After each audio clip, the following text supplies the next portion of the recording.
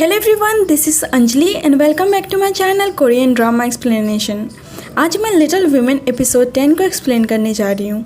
Little women episode 10 की शुरुआत में वन संग यून को देखते हैं जो पार्क जे-संग को गन पॉइंट पर लेकर उसके सेक्रेटरी से उसके अकाउंट में पैसे ट्रांसफ़र करने के लिए बोल रहा होता है ताकि वो कोरिया से बच के कहीं जा सके, और वो उससे बात कर ही रहा होता है कि इसी का फ़ायदा उठा के पार्क जे-संग उस पर अटैक कर देता है और वो उसी गन से वन संग यून को मारने चाहता है, लेकिन उस गन में गोली नहीं होती है और वन संग यून हंसने लगता है और कहता है कि वो उसकी ऑनेस्टी को देखना चाहता था और उसकी रियलिटी पता चल रही है कि वो कैसा इंसान है। ये सुन के पार्क जे-संग इरिटेट हो जाता है और वो कहता है कि वो इतनी दूर से उसका बकवास सुनने नहीं आया था, और वो गुस्से में एक पत्थर उठाकर बेरहमी से उसे तब तक मारता है जब तक वो मर नहीं जाता। यहाँ पता चलता है कि पार्क जे-संग कितना बेरहम और क्रूअल है। इसके बाद वो सांगा के पास जाता है और यहाँ ऐसा लग रहा था जैसे उसे पहले से ही पता था कि पार्क जे-संग उसके भाई वन संग यून को मार के आया है और वो उसके साथ थी। दूसरी साइड डॉयल और इंजू चुपके से पार्क जे-संग के घर में घुस जाते हैं और वो पार्क ह्यूरिन के पास जाके इन्हें के बारे में पूछते हैं।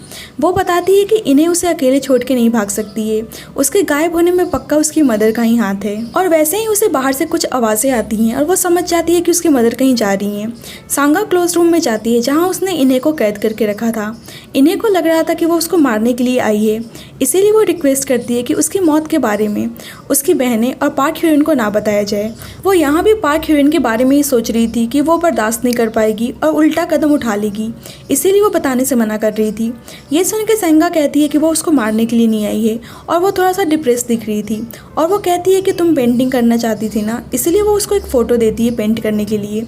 उस फोटो में 3 बच्चे होते हैं। इन्हें नोटिस करती है कि कुछ है जो सांगा को ट्रबल दे रहा है और मे भी उसके भाई और उससे रिलेटेड ही था शायद, इसलिए वो डिप्रेस थी या कुछ भी हो सकता है क्योंकि इस लेडी का कैरेक्टर सही से समझ में नहीं आता है। सांगा के जाने के कुछ देर बाद इन्हें को कुछ बाहर से आवाज़ें आती हैं और वो देखती है कि इंजू, डॉयल और पार्क ह्यूरिन उसे बचाने के लिए आए हैं। इंजू उसे देखकर गले लगा लेती है और पार्क ह्यूरिन भी बहुत ही खुश हो जाती है उससे मिलके। इंजू को वो रूम थोड़ा फेमिलियर लगता है, इसीलिए वो उस रूम की फ़ोटो क्लिक करने लगती है और इसके बाद इन्हें उस फोटो को लेकर इंजू के साथ चली जाती है। दूसरी साइड इनक्विन नोटिस करती है कि वन संग यून डॉयल के फादर की कार लेकर कहीं चला गया है और उसे लग रहा था कि शायद वो पार्क जे-संग को मारने के लिए गया है, लेकिन डॉयल के फादर बताते हैं कि वो गन का इस्तेमाल नहीं कर सकता है क्योंकि उसे इन सब चीज़ों से फोबिया है और वो शायद बचने के लिए यहाँ से भाग गया है। नेक्स्ट डे पार्क जे-संग अपने आने वाले इलेक्शन की कैंपेन करता है और वो बहुत सारे वर्कर्स से हाथ मिला रहा होता है, लेकिन जब वो अपने कार के अंदर बैठता है तो अपने हाथों को सैनिटाइज करने लगता है और उसकी शक्ल से साफ झलक रही होती है कि वो अपने आगे किसी को कुछ नहीं समझता है। उसे समझ में नहीं आ रहा था कि वन संग यून उस दिन हॉस्पिटल से कैसे भाग गया था, जिससे उसकी सेक्रेटरी उसे डॉयल की फोटो दिखाती है और कहती है कि वो उन दोनों सिस्टर से मिल चुका है। इसीलिए पार्क जे-संग डॉयल को ट्रैप करने के लिए सेक्रेटरी से उसकी मदर को इस्तेमाल करने के लिए कहता है। इधर सांगा को अपनी डॉटर पार्क ह्यूरिन की टेंशन हो रही थी क्योंकि वो कहीं गायब थी। जब भी उसे मेड आके बताती है कि इंजू उसका वेट कर रही है और वो उससे मिलने के लिए आई है। इंजू सांगा को उसकी डॉटर का लेटर देती है और बताती है कि आज मॉर्निंग में पार्क ह्यूरिन इन्हें के साथ भाग गई है। सांगा उस लेटर को पढ़ती है जिसमें पार्क ह्यूरिन बताती है कि वो उन चीजों से भागना चाहती है जो उसे दुखी कर रही है और यही रीजन था कि उसने भागने का फैसला किया। लेटर पढ़ने के बाद वो इंजू से पूछती है कि क्या इन्हें भी उसके लिए लेटर छोड़ के गई है, जिससे इंजू उसे एक छोटा सा नोट दिखाती है जिसमें उसने बस इतना लिखा था कि वो जा रही है, और ये देख के सांगा हंसने लगती है और कहती है कि आज मैं तुम्हारे साथ कुछ नहीं करूंगी, और वो इंजू को वार्न करती है कि वो डॉयल पे इतना भरोसा ना करे, जितनी जल्दी हो सके वो अपनी बहनों के साथ कहीं दूर चली जाए। इंजू इस बारे में सोचती है और वो इनक्विन से कहती है कि क्या वो उसके साथ कंट्री को छोड़ के कहीं दूर चल सकती है। इनक्विन कहती है कि वो चल सकती है, लेकिन अभी उसे यहाँ रहना ज़्यादा ज़रूरी है क्योंकि वो बैंक स्कैम में हुए मासूम लोगों को इंसाफ दिलाना चाहती थी। ये सुन के इंजू इनक्विन की सिचुएशन को समझती है और अब उस पर हार मारने के अलावा कोई और चारा नहीं था, लेकिन अचानक से वो देखती है कि इनक्विन अपने लैपटॉप में किसी चीज़ के बारे में देखकर रोने लगती है। मीनवाइल हम डॉयल उसके फादर को देखते हैं जो स्टेज के अराउंड कुछ इक्विपमेंट सेट कर रहे होते हैं क्योंकि वहाँ पे पार्क जे-संग का कैंपेन होने वाला था। डॉयल के फादर उसे अपने वेपन्स हैंड ओवर कर रहे होते हैं जो उनके ट्रक में था, लेकिन डॉयल साफ इनकार कर देता है और वहाँ से गुस्से में चला जाता है। कुछ देर बाद उसे हॉस्पिटल से कॉल आती है जो उसकी मदर से रिलेटेड था और वो भाग के हॉस्पिटल जाता है और उसे पता चलता है कि उसकी मदर ने अपने टंग काट लिए हैं और इन सब के पीछे पार्क जे-संग और उसके सेक्रेटरी का हाथ था। पार्क जे-संग फिर डॉयल को अपने फादर के प्लान्स के बारे में बताने के लिए मना लेता है ताकि वो अपनी मदर के साथ पीसफुल लाइफ जीने के लिए सुरक्षित रूप से बच सके, जो वो हमेशा से उसकी विश रही है। डॉयल इस डील को एक्सेप्ट करता है और अपनी मदर के साथ इस कंट्री से भागने के बदले अपने फादर के प्लान्स के बारे में बताने के लिए तैयार होता है। इसके बाद डॉयल इंजू के के पास जाता है और वो उसे एक डॉक्यूमेंट पे साइन करने के लिए कहता है, जो उसे उस पेपर कंपनी के लिए पावर ऑफ अटॉर्नी देगा जिसमें पैसे छुपा था। इंजो को समझ में नहीं आ रहा था कि वो पेपर में क्या लिखा है, क्योंकि वो पेपर इंग्लिश में थी।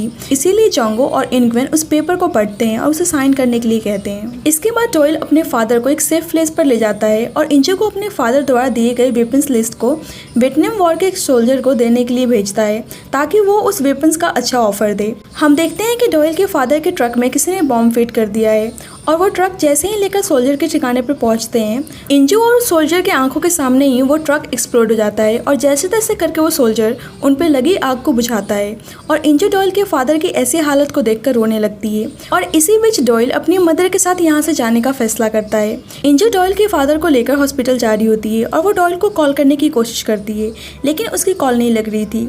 इसीलिए इंजो बहुत ज़्यादा हाइपर हो जाती है और दूर से पार्क जे-संग के आदमी इंजो को रोते हुए देख रहे थे। पार्क जे-संग को पता चलता है कि सब डॉयल के प्लान के अकॉर्डिंग ही चल रहा है और जिससे वो खुश हो जाता है और अपने इंटरव्यू के लिए निकलता है।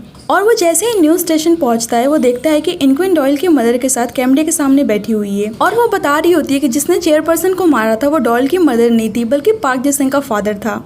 और वो उस हैमर पे पाए गए पार्क जे-संग के डीएनए के बारे में बताती है। ये देख के पार्क जे-संग शॉक्ड हो जाता है। हॉस्पिटल में इंजो भी यही न्यूज़ देख रही थी और अचानक से उसकी नज़र डॉयल के फादर पे पड़ती है, जो उसके साथ वो न्यूज़ देख रहे थे, और वो डर जाती है। उसे समझ में नहीं आ रहा था कि अभी वो इतने क्रिटिकल सिचुएशन में थे और अचानक से इतने हेल्दी कैसे दिख रहे हैं। वैसे ही उनके पास डॉयल आता है और वो इंजो और अपने फादर को वहाँ से कहीं और चलने के लिए कहता है, क्योंकि कुछ टाइम में पार्क जे-संग के आदमी उन्हें पकड़ने के लिए वहाँ पे आने वाले थे।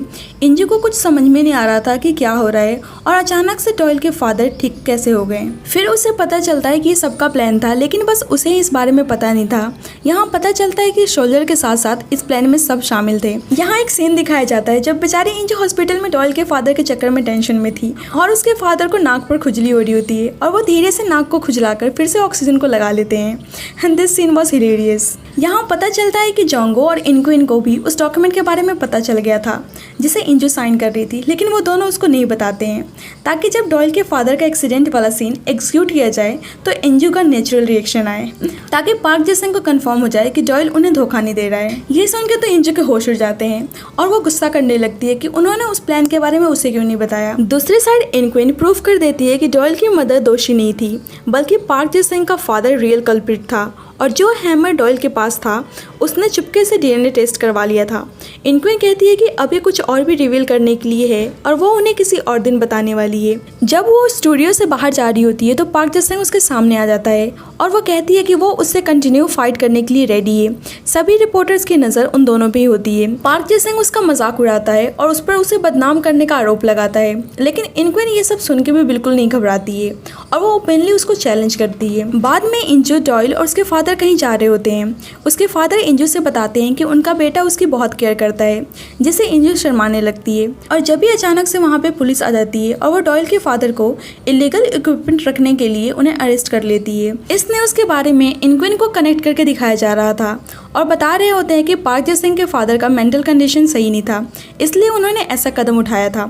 ये न्यूज़ देख के पार्क जे-संग खुश हो रहा होता है और वो अपने कैंपेन के लिए काफ़ी एक्साइटेड दिखता है। उस शाम को पार्क जे-संग स्पीच देने के लिए स्टेज पर जाता है और सब उसका तालियों से स्वागत करते हैं, लेकिन जब वो स्पीच दे रहा होता है वैसे ही उसके पीछे की स्क्रीन कोई हैक कर लेता है और वहाँ वही वीडियो प्ले होने लगता है जब वो वन संग यून को मार रहा था। और ये सब देखकर वो घबरा जाता है और उसकी सेक्रेटरी उस सिचुएशन को हैंडल करती है और वो पावर ऑफ करवा देती है और वो दोबारा अपने स्पीच देने लगता है।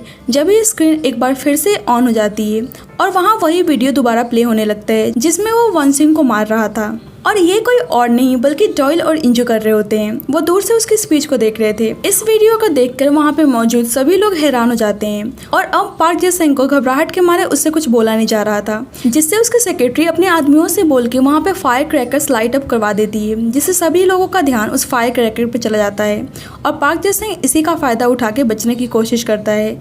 लेकिन डॉयल एक बिल्डिंग के स्क्रीन को हैक कर लेता है जो पार्क जे-संग के कैंपेन के पास में ही था और वो इनक्विन के न्यूज रिपोर्ट को लाइव चला देता है। इनक्विन वहाँ पे रिवील करती है कि उसे ये वीडियो खुद वन संग यून ने सेंड किया था, जिन्हें जानबूझ के बैंक स्कैंडल में पुश किया गया था, लेकिन वो बस पार्क जे संग के एक विक्टिम थे। और यहाँ पता चलता है कि इनक्विन उस दिन लैपटॉप में वन संग यून की फुटेज को देखकर डर गई थी जब पार्क जे संग उसको मार रहा था। इंजू प्राउड होकर डॉयल से कहती है कि ये उसकी बहन है और उसके बाद वो उसकी लाइव ब्रॉडकास्ट की फोटो क्लिक करने लगती है। बाद में पार्क जे संग मारी के थ्रू उस रिपोर्ट को अपने फेवर में करवा लेता है कि वो वीडियो एडिटेड था और अभी भी वो मेयर इलेक्शन में टॉप रैंक कर रहा था, जबकि वो एश्योर करता है कि उसकी वाइफ सेंगा ने उसके लिए कुछ अलग ही प्लान बना रखा था। इनक्विन दोबारा से न्यूज स्टेशन जाती है और आज वो पार्क जे संग के बारे में और भी चीजें रिवील करने वाली थी, लेकिन झटका उसे तब लगता है जब उसके सामने एक न्यूज दिखाया जा रहा होता है कि पार्क जे संग ने सुसाइड कर ली है और सभी लोग उस पर ब्लेम डालने लगते हैं कि उसी के चक्कर में पार्क जे संग ने ऐसा कदम उठाया।